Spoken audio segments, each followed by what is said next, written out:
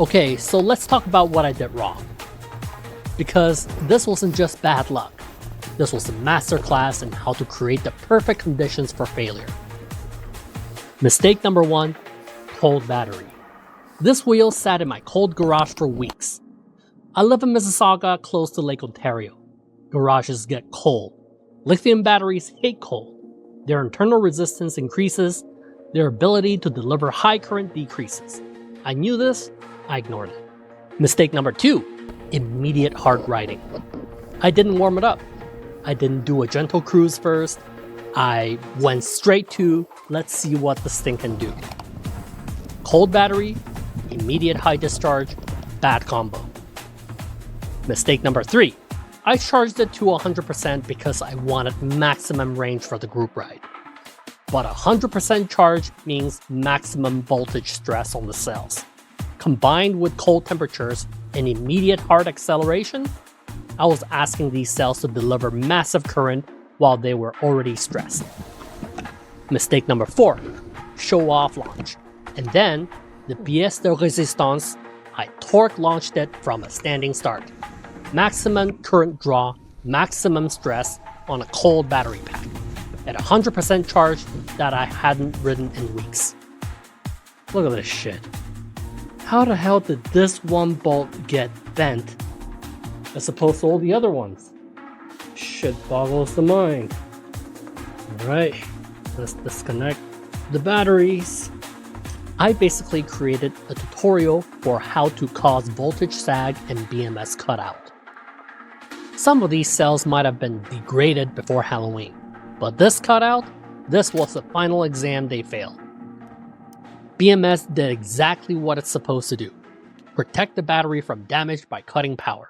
The problem is, it protected the battery by sacrificing me. Can't really blame the safety system for working correctly when I'm the one who created the dangerous situation. So what did I learn from becoming a Halloween cautionary tale? Lesson 1. Respect cold weather storage. If your wheel has been sitting in cold storage, treat it like it's compromised. Warm it up gently. Don't go full send immediately. Maybe even bring it inside to warm it up to room temperature before riding. Lesson 2. Don't charge to 100% for performance riding. 100% is for range, not for showing off. If you're planning to ride hard, 80 to 90% is actually safer because it reduces voltage stress on the cells during high discharge.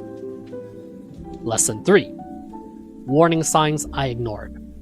I hadn't ridden this wheel in weeks. I didn't know its current condition. I didn't check balance. I didn't test it gently first. I just assumed it was ready because I wanted it to be ready. Well, and there's also the lack of beeps that Extreme Bolt had failed to give me in this wheel. Lesson 4. Pride versus safety. Maybe, just maybe, don't try to impress strangers at intersections.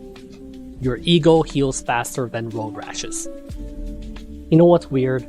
The guy who stopped to help, the one who I'd just been bragging to, he was actually really cool about it. Didn't laugh, didn't say I told you so, just asked if I was okay and helped me collect the pieces.